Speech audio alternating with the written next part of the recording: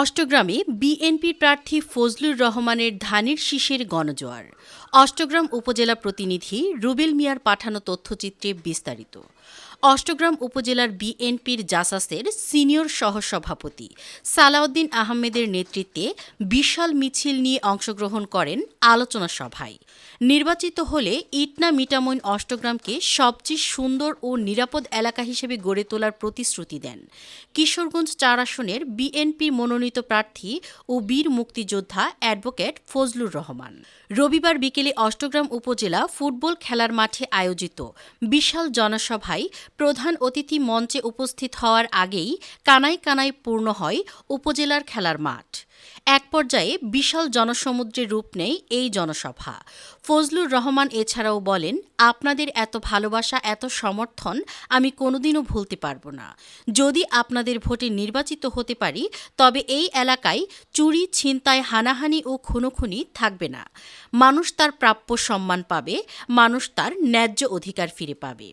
উপজেলা বিএনপির সভাপতি সৈয়দ সাঈদ আহমেদের সভাপতিত্বে এবং সাধারণ সম্পাদক জাকির হোসেন মুকুলের সঞ্চালনায় জনসভায় আরও বক্তব্য রাখেন ফজলুর রহমানের সহধর্মিণী অ্যাডভোকেট উম্মে কুলসুম রেখা, জেলা আইনজীবী সমিতির সাধারণ সম্পাদক আমিনুল ইসলাম রতন, উপজেলা বিএনপির সাংগঠনিক সম্পাদক এস.এম. শাহীন এবং দলের অঙ্গ সংগঠনের সকল নেতৃবৃন্দ উপস্থিত ছিলেন।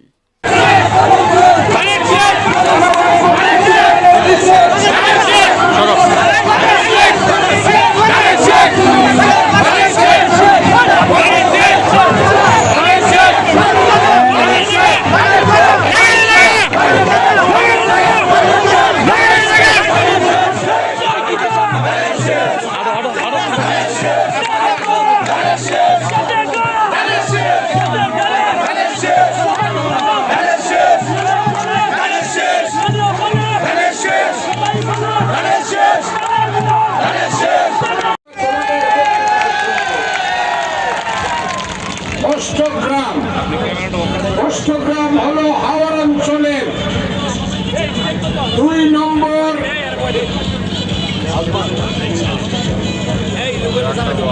গ্রাম। যে গ্রামটি সবচেয়ে আগে সৃষ্টি হয়েছে তার নাম বানিয়াচং। ২ নম্বর গ্রামের নাম অষ্টগ্রাম। আমি আজকে আপনাদেরকে বলতে চাই, এই অষ্টগ্রামে অনেক মহান ব্যক্তি জন্মগ্রহণ করেছে। তার মধ্যে একজন ছিলেন জনাব নীলকান্ত দত্ত, যিনি ১৯২৩ সনে বাংলাদেশের মন্ত্রী ছিলেন। তখন বাংলা ছিল, কলকাতা রাজধানী ছিল। তারপরে এই অষ্টগ্রামে আরেকজন মন্ত্রী ছিলেন, তার নাম খান বাহাদুর মোয়াজ্জেমউদ্দিন হুসেন তেনামিয়া শাহ। উনি ১৯৩৭ সনে এবং ৪৬ সনে মন্ত্রী ছিলেন। এই অষ্টগ্রাম রাজনীতিতে অনেক বেশি গৌরবের স্থান।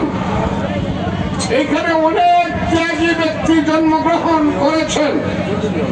আইয়ুব খানের মার্শাল লর সময় প্রতিবাদ করতে গিয়ে তৎকালীন ছাত্রনেতা, যার ১০টা বেতের বাড়ির বিচার হয়েছিল, ৩টা বাড়ি দেওয়ার সঙ্গে সঙ্গে কান ফেটে গিয়েছিল, তার নাম কাজী আব্দুল বারী।